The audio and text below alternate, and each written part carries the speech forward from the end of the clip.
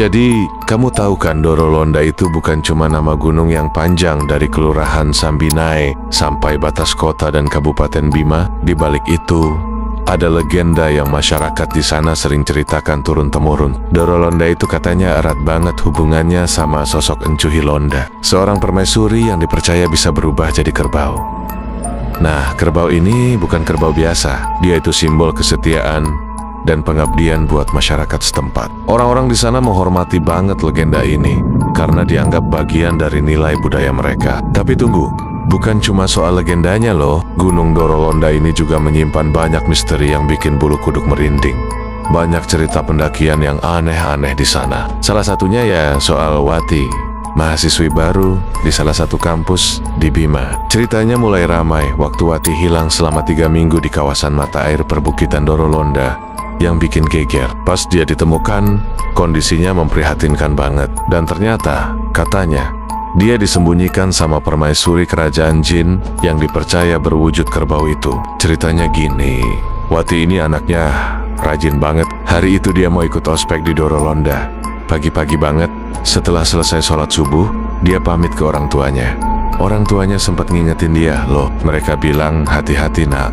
Dorolonda itu bukan tempat biasa. Di sana ada bekas patilasan seorang petapa zaman dulu yang katanya ahli santet. Sekarang tempat itu jadi wilayah kerajaan jin. Tapi Wati cuma senyum, bilang dia akan baik-baik aja.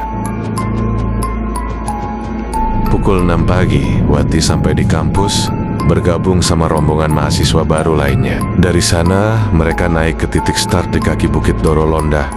Awalnya semua biasa aja. Mereka ngobrol, ketawa ketiwi, sambil jalan santai. Tapi pas mulai naik bukit, suasana mulai berubah. Jalur pendakian terasa makin sepi, dan udara mendadak dingin banget, padahal matahari udah mulai naik.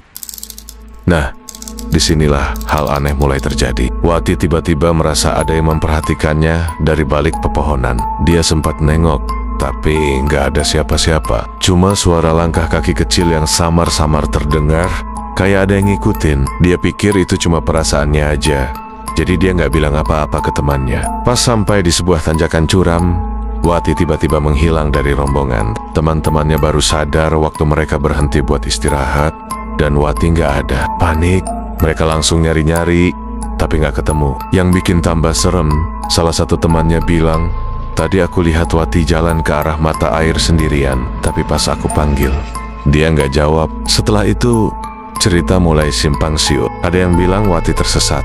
Ada juga yang percaya dia diambil makhluk gaib di sana. Tapi yang jelas, dia baru ditemukan 3 minggu kemudian di sekitar mata air perbukitan Dorolonda.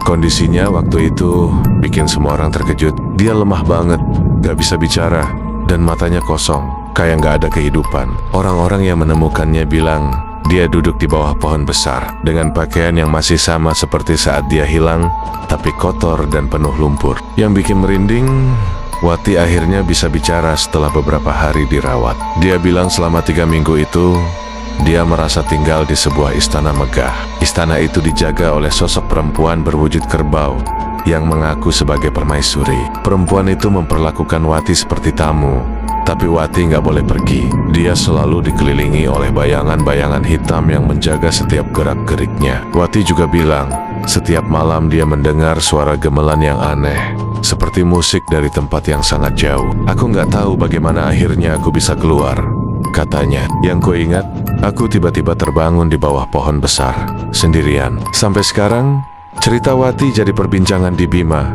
Banyak yang percaya Dorolonda memang tempat keramat, tempat di mana manusia dan dunia gaib bersinggungan.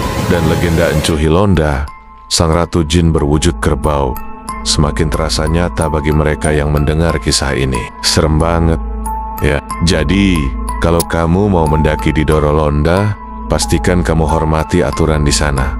Dan jangan lupa, selalu pamit dengan sopan. Siapa tahu, kamu diawasi oleh sang ratu.